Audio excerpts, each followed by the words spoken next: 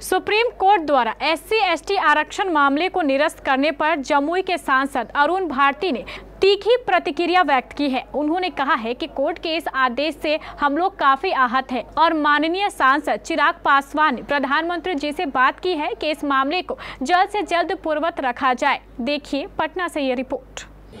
बता दूं कि जिस तरह से सुप्रीम कोर्ट के द्वारा ये आदेश आया था कि SC/ST वाले जो आरक्षण का मामला था जिसे निरस्त कर दिया गया, उस पर जमुई के विधायक अरुण भारती ने आज प्रेस को संबोधित करते हुए कहा है कि कोर्ट के इस फैसले पर हम बहुत नाराज़ हैं और हमारी पार्टी उसका विरोध करती है।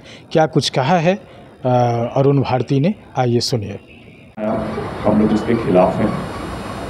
ये बात को हमारे राष्ट्रीय अध्यक्ष एवं केंद्रीय मंत्री श्री चिराग पासवान जी ने भी अपने मन से कहा है, आपको भी संज्ञान में दिया है।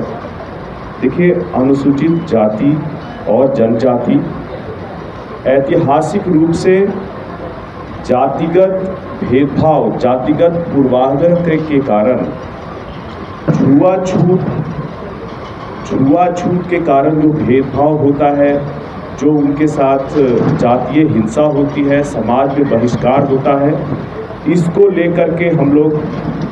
लेकर के आरक्षण की व्यवस्था की गई थी कि हम इस समाज को जो सामान्य शिक्षा, समान आर्थिक अवसर, सामान्य ये संपत्ति और ज़मीन का अधिकार जो नहीं थे, इसको लाने के लिए किया गया था। मैं बड़े ही एक कड़े शब्दों में कहूँगा कि आरक्षण जो है वो गरीबी उन्मूलन योजना नहीं थी, वो सामान्य अवसर के लिए थी, वो जातिवाद को ख़त्म करने के लिए थी, छुआछूत को ख़त्म करने के लिए थी। आप अब ये बताइए, इतने दिन हो गए आरक्षण को, क्या इस देश में छुआछूत ख़त्म हुआ? अभी तक ख़त्म हुआ? आज भी देश में कहीं ना कहीं छुआछूत के हमेशा आपको कोई ना कोई उदाहरण मिल ही जाते हैं। इसके बाद ये बताइए कि जो सब लोग कह रहे हैं कि जिस तरह से OBC कैटेगरी में एक क्रीमी लेयर है, उसी तरह से ये SC/ST में भी वर्गीकरण किया जाए, क्रीमी लेयर के लिए किया जाए। तो आप ये बताइए कि सरकारी नौकरियों में हमारी संख्या कितनी है? जितने भी उच्च शिक्षण संस्थान हैं उसमें कितने लोग हैं SC/ST के? अगर आपको मैं एक उदाहरण दिखाता हूँ, दिलीप मंडल जी के द्वारा दिया गया था, ज़रा दिखाइए। ये रहा SC/ST का, OBC का, इसमें देख लीजिए कि कितनी हमारी भागीदारी है, कितनी हमारी सहभागिता इसमें। क्या इसमें आप ये देख के बता दीजिए कि SC/ST के लोग कितने हैं और कितना बड़ा इसमें है कि इसमें आप क्रीमी लेयर खोज रहे हैं। इसमें मुश्किल से इतने बड़े IIMs जो पूरे देश में है, सिर्फ 3 प्रोफेसर है SC/ST के, और आप इनको क्रीमी लेयर कह करके बाहर कर देंगे। इसका मतलब ये हुआ तो ये आरक्षण चोरी का एक और चोर दरवाजे से, पीछे के दरवाजे से रास्ता निकाला गया कि क्रीमी लेयर कह करके आपको हम निकाल देंगे, और ये इसके बाद जितने भी उम्मीदवार होंगे SC/ST के, उनको नॉट फिट फॉर सिलेक्शन कह करके इन पदों को किसी और तरीके से भरा जाएगा, जो कि सरासर गलत है। आज भी ये फिर सामाजिक न्याय के पक्ष में ये नहीं था, इसीलिए हमारा विरोध रहा है। और इसको लेकर के हम लोग प्रधानमंत्री जी के पास गए थे।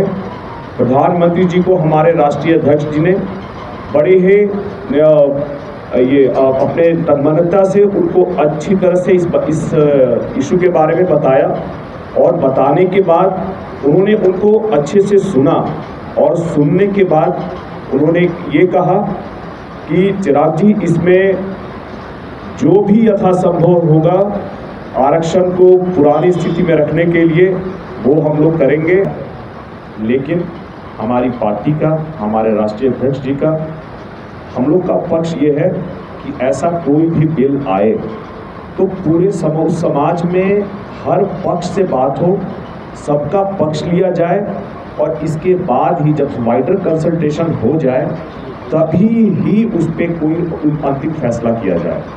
इसीलिए बहुत ज़रूरी था कि इस बिल को डिस्कशन के बाद स्टैंडिंग कमेटी या सेलेक्ट कमेटी को भेजा जाए, जहां पे पूरे समाज के जितने भी प्रबुद्ध लोग हैं, जितने भी पक्ष हैं, सब लोगों से राय विचार करके ही इस पे कोई आखिरी फैसला हो। और इसके लिए हम लोग धन्यवाद देते हैं माननीय प्रधानमंत्री जी का, इन्होंने एक जेपीसी गठित की। जेपीसी एक बड़ी कमेटी होती है, जॉइंट पार्लियामेंट्री कमेटी गठित की, जहां रेफर किया गया है।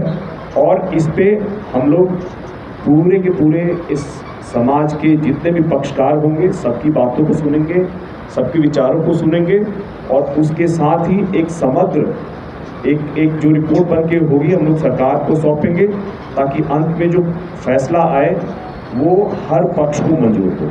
तो आपने सुना अरुण भारती ने किस तरह से इस बात को लेकर कि जो आरक्षण का मामला है वो सिर्फ आरक्षण सिर्फ नौकरी पेशा के लिए नहीं, यहाँ छुआछूत को लेकर के जो आज तक भी समाज में एक गंभीर समस्या बनी हुई है, उससे निजात पाने के लिए काम करना चाहिए। तो यहाँ कोर्ट ने जिस तरह से निरस्त किया है इस मामले को, उसको लेकर के चिराग पासवान भी कितनी दफ़े बात कर चुके हैं और बताया उन्होंने कि चिराग पासवान ने भी प्रधानमंत्री से बात करी है कि इस पर जल्द से जल्द संज्ञान लिया जाए। अब देखना ये होगा कि क्या कुछ आने वाले समय में होगा, क्या चिराग पासवान की जो नरेंद्र मोदी के साथ सिफारिश है ये रहती है या फिर कोर्ट का मामला ही यथावत रहता है।